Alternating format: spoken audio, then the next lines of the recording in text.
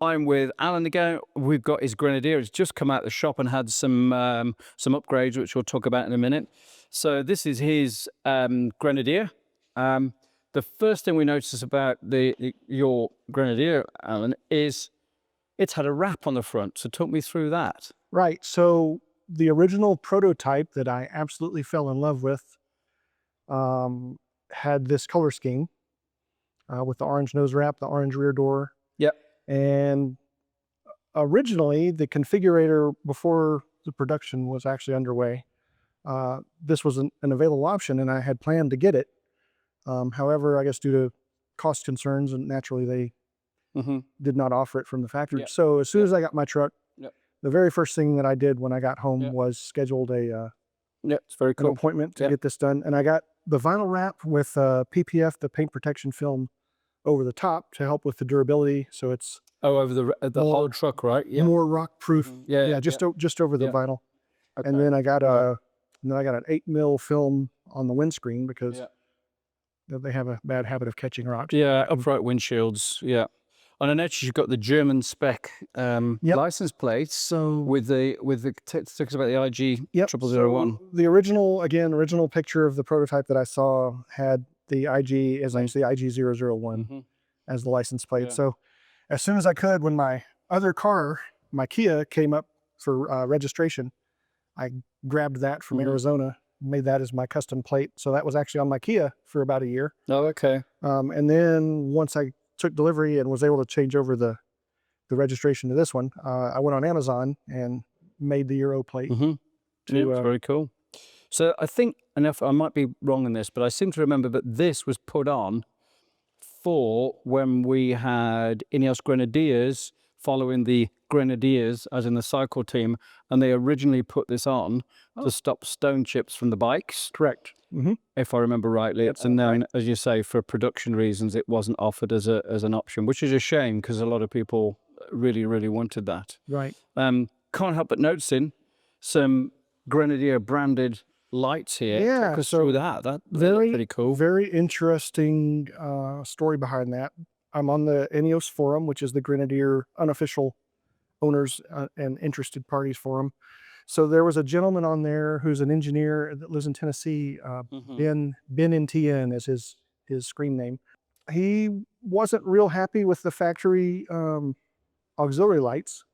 So what he did is he started a thread and he said, hey, I'm thinking about designing some brackets so we can put some aftermarket lights in place of the factory lights, and does anyone have any options? And of course, people mentioned the KCs, which is, a big American black brand. Oh yeah. Yeah. With the smiley faces, right? And among a few others. And I'm a BMW motorcyclist, and among BMW and long range motorcyclists is the Clearwater lights, just because they're so bright. That's where I've seen them before. Right. Okay. So I said, hey, what about, Clearwaters? And I kind of introduced Clearwaters to him, and, he got in contact with Glenn, the owner at Clearwater, and they collaborated and came up with this design. So we have the custom black circuit board. Normally they're silver. Right. And then we have the red Lambda, the Ineos Grenadier logo. And these are made by Clearwater specifically for Grenadier owners. Yeah, that's awesome. Yeah. But I mean, that was one of the very first things that when the Grenadier was, or the idea was even sort of bounced around, was that they really wanted people to, they knew that people would be using this as a blank canvas to personalize it. And that's a perfect example. So this has just been in the shop and had some suspension work. So talk us through that, because it's sitting a little bit higher than it would do normally, right? So, so among the first things that I got was, actually the day I took delivery, I got the two 95s, which is the 33-inch tires instead of the 31.5s that come on at factory. Yep. And then shortly thereafter, maybe about 6 months later, I upgraded the springs to the Eibach 30mm Euro spec, which is actually the shortest lift that they offer. Yep. And that was just basically to keep rubbing to a minimum. I didn't want a tall lift. I have a kind of short inseam, and I didn't want to have to jump up into my truck. So I got a lift that I thought was good enough for, my purposes. But today, after talking with Todd here, the service manager at Warner Ineos, I have upgraded my shocks to the Fox 2.5 from Agile Off-Road. And they are fast and slow dampening adjustable. And the ride is supposed to be, not that the ride of the factory shocks is bad by any means. It's a good ride. Yep. But this is supposed to be so much better, and of course being adjustable. So you're going to be looking for trails on the way home? Possibly, yeah. Well, actually, from here, I'm headed to Colorado to go to Bill Burke's training. Oh, okay. And then on to Moab. Yep, which we spoke about earlier. Yeah, well, we'll be down there as well. So this is pretty cool. This is a kind of a nod to that is, Ferrari, obviously. Yep. The what would you call that? The prancing camel, I suppose. Prancing camel, yeah. Rampant. Yeah. Camel rampant. Yeah, it's funny because there's also a version of this in it when people used to have, and I use this terms loosely together, sporty Volvos. With the moose. With the moose, right? Yeah, when they said the V8, S80 and the XC, right. Some of the XC. And that's exactly where this came from. It's pretty cool. So when I was at the last rally in Moab, there was a gent from one of the forum members. His name slips my mind at the moment, but he was from New Mexico, and he had these on his truck, and I just was raving about how, it's cool. The tip to the history of motoring. Yeah. And he gave me a set. So yeah, and it's perfect because a camel is, it's a four-legged, go anywhere. Yeah, exactly. That's awesome. Made for the desert. Yeah. I think the nice thing, what I always like about the light colors with any vehicle like this is, not only is it utilitarian, but you get a nice contrast between all of these. Right. Accenty bits. We've got the rail on the side here, and you've put the owl side steps on, which are pretty cool. Amazingly capable. Yeah. Again, I saw a vehicle. John Willenborn, the owner of Owl, was out in one of the trails in Moab, and his back tire slipped, and he fell over on his side inside of a V. All right. And the side steps took the entire brunt of. Yeah.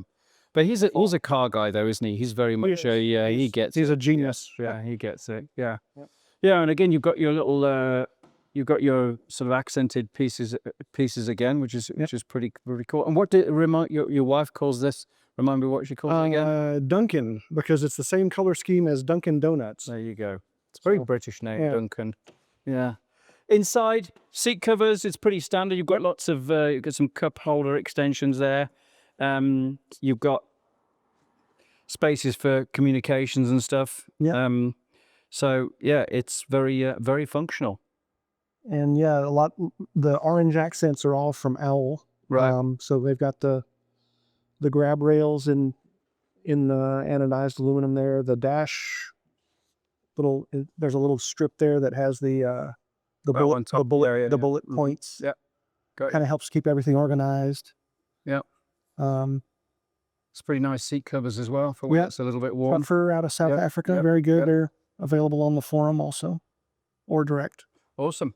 Right, let's move around to the back and the side. Okay, then Alan, tell us about what you got on the side here. And again, I'm assuming all this is functional stuff. You haven't just and I think that's the thing we were talking about earlier, is not just throw a bunch of stuff at the vehicle. Right. Make your credit card go nuts, and then hope that it will do the job. You've done it kind of the other way. You thought about what you need, right, and then apply that rule accordingly rather than just throwing stuff at it. So go on, talk me through what you've got. So first and foremost, the base of all the exterior stuff is these Bison Gear panels. Bison Gear is a company out of Poland. They were one of the first innovators. Them and Black Sheep out of Switzerland. Yeah, and we're talking about this, the basis of this to fix stuff on. Yeah. There are other places. Leitner is and Latec. Yeah. They're both available now. Yeah. Also, there are other brands now. Yeah. So that was the thought process, was to be able to mount these things that would be dirty or smelly, like the gas cans on the other side. That you don't want them inside the interior if they've got snow or mud or what have you. So by mounting them on the outside, you keep all that stuff. And surprisingly, I know I might be stating the obvious here, you have 4 of them. Right. Because guess how many wheels it has? It has 4 wheels. Plus, if you need to stack them up to bridge over something, you can't just do one because they'll collapse. Correct. Yeah. And you need a proper shovel, not one of those foldable. If you ever have to dig a vehicle out, you want to a cross handle that you get a good I find purchase with. having both. Those little ones are probably okay, but yeah, you need, like, if you're dragging sand out or mud from underneath, you can angle it. But yeah, you're right. I think you need something substantial as well, for sure. Yeah. Yep. And this arrangement on the top here, Yep. So that's the WeBoost Overland, and that's a cell phone booster. And what that does, it just gives you a little extra distance. You know, if you're out in the middle of nowhere and you start to lose your cell signal, this hopefully gives you a little bit more usage. Also have the GMRS radio antenna. I got the little stubby mount, so it would be minimalist. And that is a Midland radio. And then stole the idea from another Grenadier owner at the Moab rally with Starlink. So I have a cellular setup at the house with T-Mobile for our internet.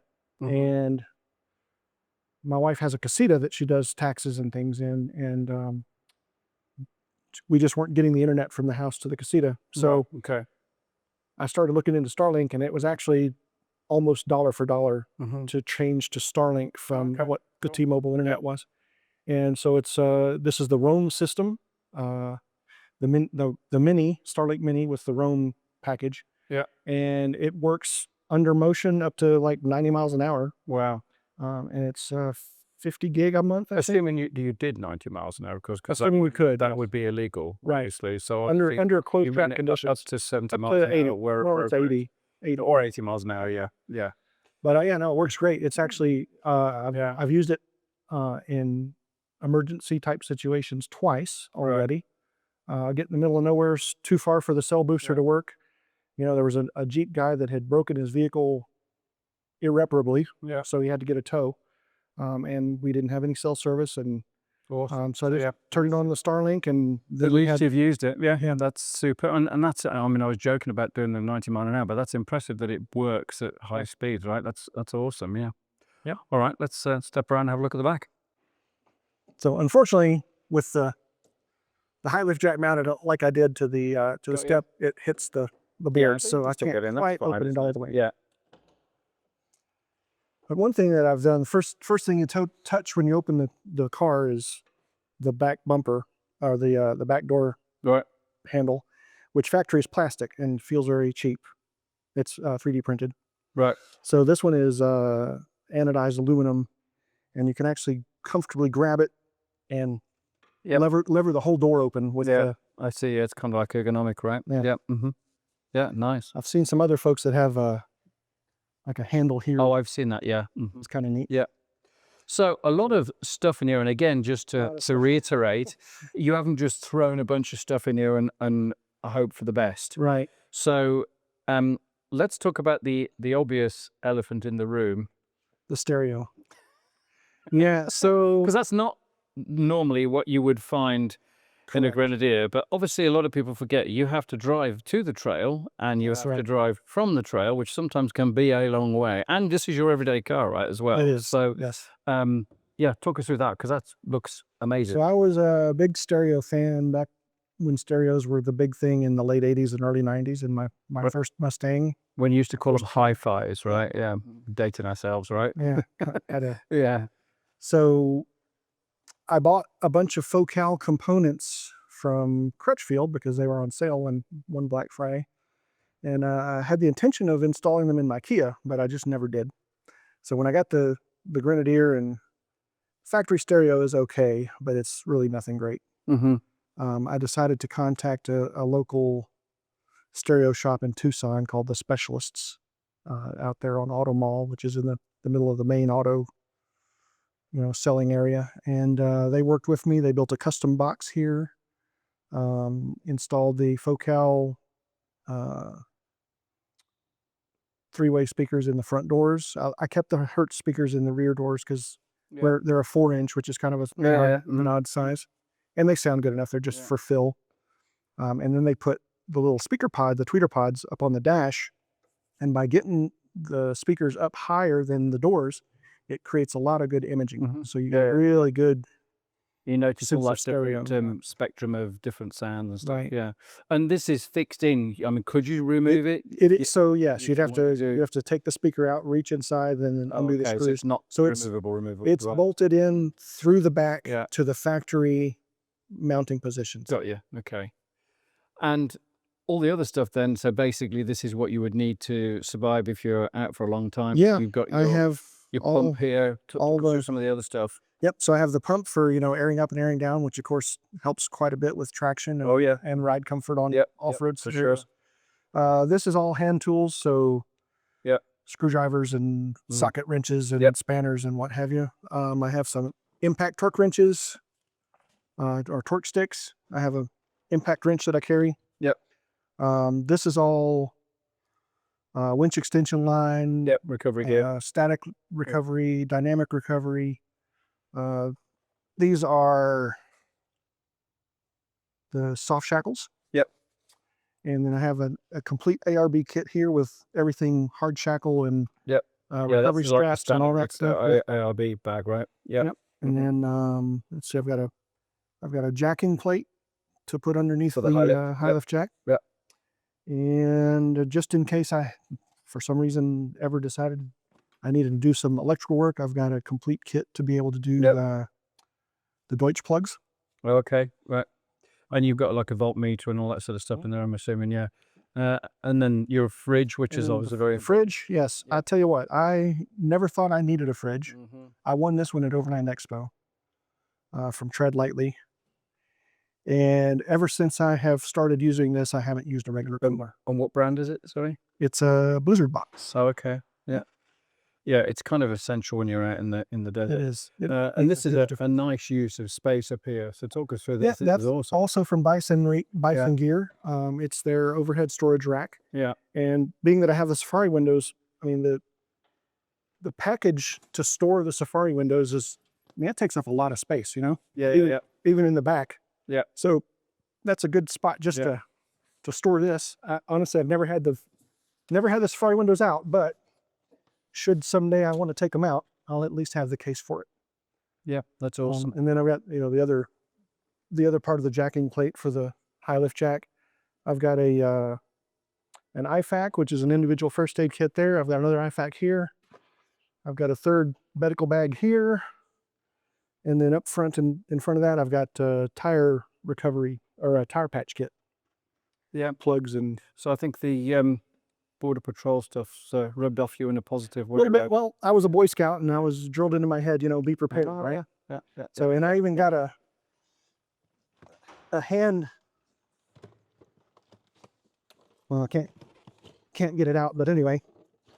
So, shout out to Rob Daugherty, who is Overland Gear guy. Isn't that the only tool you'll ever need? See that This is toolbox? You don't need any of those That's right. things now. You just need this, right? So he posted on Facebook one of his unfortunate occurrences where he bent his steel rim Oh, okay. and he was able to fix it in the field with a heavy hammer. Okay. So now I have a heavy hammer. So I learned from my friends' mistakes. So hope to never have to use it. That's always the best way, right? Learn from somebody else's mistakes. But that's the one reason I got the steel rims is because I knew that aluminum wheels you can't fix in the field. Steel wheels you can. No, that's awesome. All right. Well, thank you for showing us, or thank you for being interviewed. Certainly. Thank you for showing us around this very cool Grenadier. It's always good to see what people do with them. So yeah, thanks for showing us. All right, everybody. Thanks for watching. Please like and subscribe, and we'll see you on the next one. Thanks very much.